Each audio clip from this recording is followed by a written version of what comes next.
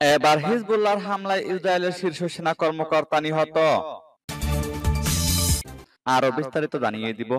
এদিকে সুজাইয়া ও জেনিনে রক্তক্ষয়ী যুদ্ধ, ইসরায়েলি সেনা সহ নিহত অন্তত 17 জন। এবার যুক্তরাষ্ট্রের স্বাধীনতা দিবসের উদযাপনে হামলার আশঙ্কা, গোয়েন্দা সতর্কতা জারি। এদিকে পূর্বের শর্তেই শান্তি আলোচনা শুরু করতে ইউক্রেনের প্রতি আহ্বান পুতিনের। আরো জানিয়ে দিব, এবার ইউক্রেনে শান্তি ফেরাতে পুতিন অরবান বৈঠক। ফিলিস্তিন ইউক্রেন ইস্যুতে তুরস্ক চীনের একই দৃষ্টিভঙ্গি, দাবি রিপোর্টে। মার্কিন সহায়তার প্রস্তাব ফিরিয়ে দিল ফিলিপাইন।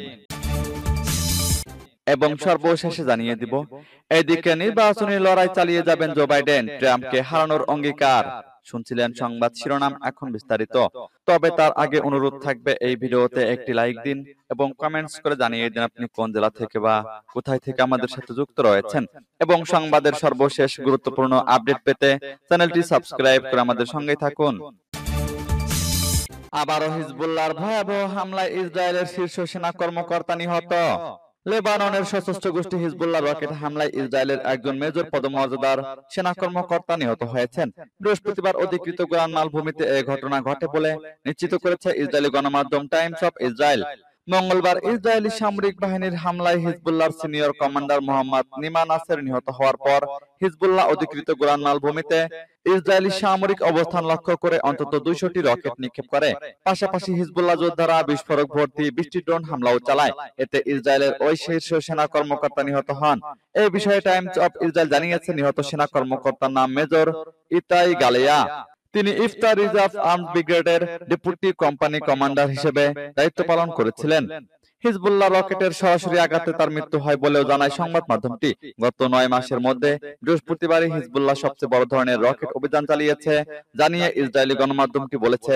এতে ইসরায়েলের উত্তরাঞ্চলের বহু জায়গায় ব্যাপকভাবে আগুন ধরে যায়। এদিকে সুজাইয়া ও জেনিনে রক্তক্ষয়ী যুদ্ধ, ইসরায়েলি সেনা সহ নিহত অন্তত 17 জন। সুজাইয়াতে এক অভিযানে ইসরায়েলের 10 জন সেনা সহ বহু হতাহত হয়েছে বলে দাবি করেছে ফিলিস্তিনের স্বাধীনতাকামী গোষ্ঠী হামাসের সামরিক শাখা কাসাম ব্রিগেড। অন্যদিকে জেনিনে অভিযান চালিয়ে 7 ফিলিস্তিনিকে হত্যা করেছে ইসরায়েলি বাহিনী। শুক্রবার পূর্ব গাজা শহরের পার্শ্ববর্তী সুজাইয়ার আল নাজাজ সড়কের কাছে ওই অভিযান চালানো হয় বলে জানায় আল জাজিরা। এদিন টেলিগ্রামে দেওয়া এক বিবৃতিতে কাসাম ব্রিগেড জানিয়েছে, ইসরায়েলি সেনাদের দখল করা একটি ভবনকে লক্ষ্যবস্তু করে টার্গেট করে হামলা চালায় তাদের যোদ্ধারা। ওই ভবনে প্রবেশ করার আগে দূরবর্তী স্থান থেকে রকেট ছুড়ে ওই ভবনে থাকা দখলদার সেনাদের হত্যা করা হয়েছে। পরে কাসাম ব্রিগেডের যোদ্ধারা ঘটনাস্থল ত্যাগ করার আগে ভবনটির ভেতরে একটি বিস্ফোরণ ঘটায়।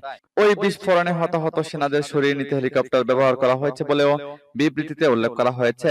কাসাম ব্রিগেডের ওই অভিযানে অন্তত 10 জন ইসরায়েলি সেনা নিহত এবং আরো বেশ কয়েকজন সেনা আহত হয়েছে বলে জানিয়েছে আল জাজিরা। এছাড়াও কাসাম ব্রিগেডের যোদ্ধারা ইয়াসিন 105 রকেট দিয়ে ইসরায়েলের একটি মেরকাবা 4 ট্যাঙ্কেও আঘাত হেনেছে বলে বিবৃতিতে জানানো হয়েছে। এদিকে ফিলিস্তিনের স্বাস্থ্য মন্ত্রণালয় জানিয়েছে, অধিকৃত পশ্চিম তীরে জেনিনে ইসরায়েলি অভিযানে অন্তত 7 জন নিহত হয়েছেন। অন্যদিকে লেবাননের সশস্ত্র গোষ্ঠী হিজবুল্লাহ জানিয়েছে, তারা অধিকৃত কাফার সুবা পাহাড়ে ইসরায়েলি সামরিক স্থাপনায় 2টি ক্ষেপণাস্ত্র হামলা চালিয়েছে। এবার যুক্তরাষ্ট্রের স্বাধীনতা দিবসের উদযাপনে হামলার আশঙ্কা, গোয়েন্দা সতর্কতা জারি। যুক্তরাষ্ট্রের স্বাধীনতা দিবসের উদযাপনে হামলা হতে পারে আশঙ্কা করা হচ্ছে। এজন্য আগেভাগে সতর্কতা জারি করা হয়েছে। উদযাপনকারীদের সর্বোচ্চ সতর্ক থাকতে বলা হয়েছে। খবর ডেইলি মেইলের। গোয়েন্দা সংস্থা এফবিআই হোমল্যান্ড সিকিউরিটি সতর্কতা জারি করে বলেছে, ছুটির দিনটি উদযাপন করার সময় উদযাপনকারীদের সম্ভাব্য আক্রমণের জন্য উচ্চ সতর্কতা অবলম্বন করা উচিত। নিরাপত্তা সংস্থাগুলো আরো বলেছে, একক আক্রমণকারী এবং ছোট চরমপন্থী গোষ্ঠীগুলো সবচেয়ে বড় হুমকি তৈরি করেছে। যে কোনো ভিড় বা অনেক লোকের সমাগম তাদের আকর্ষণীয় লক্ষ্যবস্তু। বিশেষজ্ঞরা সতর্ক করেছেন, প্রেসিডেন্ট নির্বাচন এবং চলমান ইসরায়েল হামাস যুদ্ধের কারণে দেশ জুড়ে তীব্র উত্তেজনা হামলার ঝুঁকি বাড়িয়ে তুলেছে এবং একক ব্যক্তির আক্রমণের বিরুদ্ধে প্রস্তুতি নেওয়াও কঠিন। 1776 সালের এই দিনে ব্রিটিশ শাসন থেকে দেশটির 13টি রাজ্য স্বাধীনতা ঘোষণা করে। 1777 সালের 8 জুলাই যুক্তরাষ্ট্রের বোস্টন ও ফিলাডেলফিয়ায় প্রথম স্বাধীনতা দিবস উদযাপিত হয়। এদিকে পূর্বের শর্তেই শান্তি আলোচনা শুরু করতে ইউক্রেনের প্রতি আহ্বান পুতিনের। শান্তি আলোচনা শুরু করতে ইউক্রেনের প্রতি আহ্বান জানিয়েছেন রাশিয়ার president Vladimir Putin.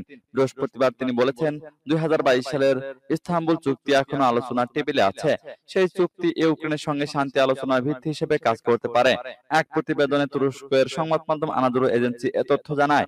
Vladimir Putin বলেন, ইস্তাম্বুল চুক্তির জন্য তুর্কি প্রজাতন্ত্রের প্রেসিডেন্ট এরদোগানকে ধন্যবাদ জানাই। তিনি এই কাজে মধ্যস্থতাকারী হিসেবে অংশগ্রহণ করেছিলেন। এ সময় তিনি জোর দিয়ে বলেন, রাশিয়া কখনোই শান্তি আলোচনা প্রত্যাখ্যান করেনি এবং এখনো দেশটি এ ধরনের আলোচনায় প্রস্তুত। রাশিয়ার প্রেসিডেন্ট আরো বলেন, এটি সবসময় ইউক্রেন ছিল যারা আলোচনা করতে অস্বীকার করেছিল। তাছাড়া তারা সরাসরি লন্ডন থেকে নির্দেশ পেয়ে সবার সামনে আলোচনায় যুক্ত হতে অস্বীকার করেছিল। উল্লেখ্য, 2022 সালের মার্চ মাসে ইউক্রেনে রাশিয়ার আক্রমণ শুরুর পরপরই সংঘাতের অবসান ঘটানোর লক্ষ্য উভয় পক্ষের মধ্যে একটি সাধারণ ভিত্তি খুঁজে বের করার লক্ষ্যে তুরস্কের মধ্যস্থতায় ইস্তাম্বুলে একটি ধারাবাহিক আলোচনায় যুক্ত হয়েছিল মস্কো ও কিয়েভ। এবার ইউক্রেনে শান্তি ফেরাতে পুতিন অরবান বৈঠক। ইউরোপের দেশ হয়েও মস্কোর বিরুদ্ধে নিষেধাজ্ঞা আরোপে বারবার সমালোচনা করে এসেছেন হাঙ্গেরির প্রধানমন্ত্রী ভিক্টর অরবান। তিনি একমাত্র ইউরোপীয় ইউনিয়ন নেতা যিনি ইউক্রেনে আগ্রাসন সত্ত্বেও রাশিয়ার সঙ্গে সম্পর্ক বজায় রেখেছেন। মঙ্গলবার ইউক্রেন সফরে যান অরবান। রাশিয়ার মিত্র অরবান কেন ইউক্রেন সফরে, সেদিকে চোখ ছিল সবার। পরে সেখান থেকে ভ্লাদিমির পুতিনের সঙ্গে বৈঠক করতে রাশিয়ায় এসেছেন তিনি। হাঙ্গেরির দৃষ্টিকোণ থেকে বলা হচ্ছে, ইউরোপের জন্য এটি শান্তি আলোচনা সফর। 1 জুলাই ইউরোপীয় ইউনিয়নের কাউন্সিলের 6 মাসের সভাপতিত্ব গ্রহণ করেছে হাঙ্গেরি।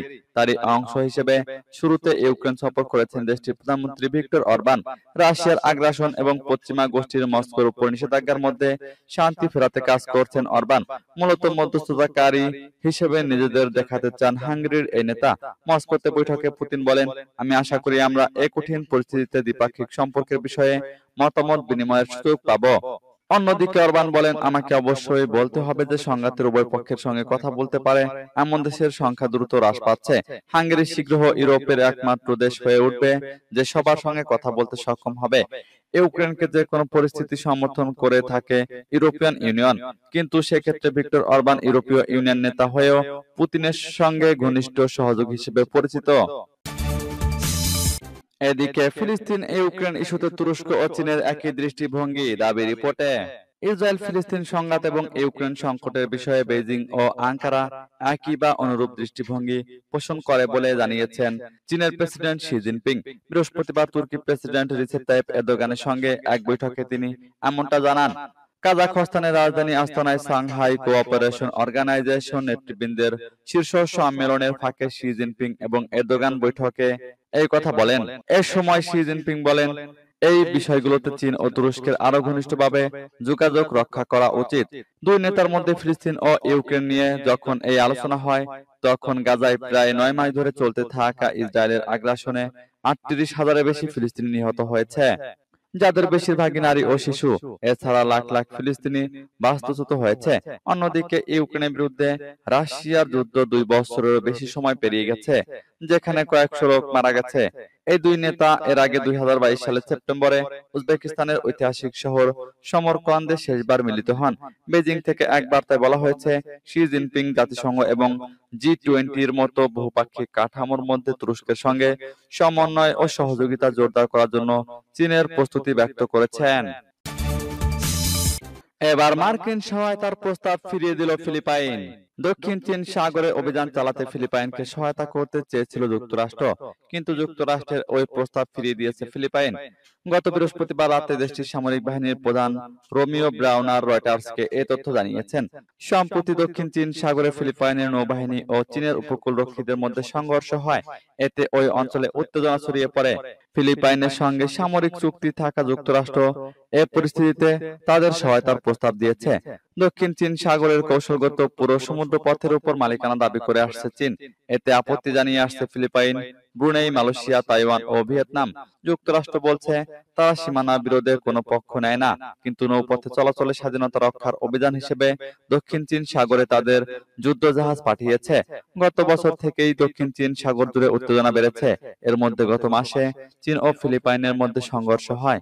ম্যানিলা একে চীনের উপকূলরক্ষী বাহিনীর ইচ্ছাকৃত উস্কানি বলে মন্তব্য করে। এ ধরনের ঘটনা ঠেকাতে ফিলিপাইনে প্রতিরক্ষা মিত্র যুক্তরাষ্ট্র সহায়তার প্রস্তাব দিলে ম্যানিলা জানায় বিষয়টি তারা নিজেরাই সমাধান করতে পারবে। এদিকে নির্বাচনী লড়াই চালিয়ে যাবেন জো বাইডেন, ট্রাম্পকে হারানোর অঙ্গীকার। যুক্তরাষ্ট্রের প্রেসিডেন্ট জো বাইডেন তার পুনর্নির্বাচিত হওয়ার লড়াইয়ে থাকা এবং ডোনাল্ড ট্রাম্পকে হারানোর জোরালো অঙ্গীকার ব্যক্ত করেছেন। তিনি নির্বাচনের দৌড় থেকে সরে যাচ্ছেন কিনা এমন গুঞ্জন অব্যাহত থাকার মধ্যেই শুক্রবার এমন বক্তব্য দিয়েছেন। উইসকনসিনের ম্যাডসিনে এক সমাবেশে ৮১ বছর বয়স্ক এই নেতা সিএনএন এর প্রেসিডেন্সিয়াল বিতর্কে তার বিপর্যয়কর পারফরম্যান্সের বিষয়টিও স্বীকার করেন। এরপর থেকে অনেক জল্পনা কল্পনা, প্রেসিডেন্ট কি চাইছেন। বাইডেন সমাবেশে বলেছিলেন, আমার উত্তর হলো এই, আমি লড়াই করছি এবং আবারও জয়ী হতে যাচ্ছি। উইসকনসিনে এবারের নির্বাচনেও একটি নির্বাচনী রণক্ষেত্র বা ব্যাটল গ্রাউন্ড হিসেবে পরিচিত রাজ্য। এটা নির্বাচনী লড়াই চালিয়ে যেতে তার সর্বশেষ অঙ্গীকার এবং এর মাধ্যমে তিনি ক্রমশ জমাট বেঁধে ওঠা একটি রাজনৈতিক সংকটকে নিরসনের চেষ্টা করছেন।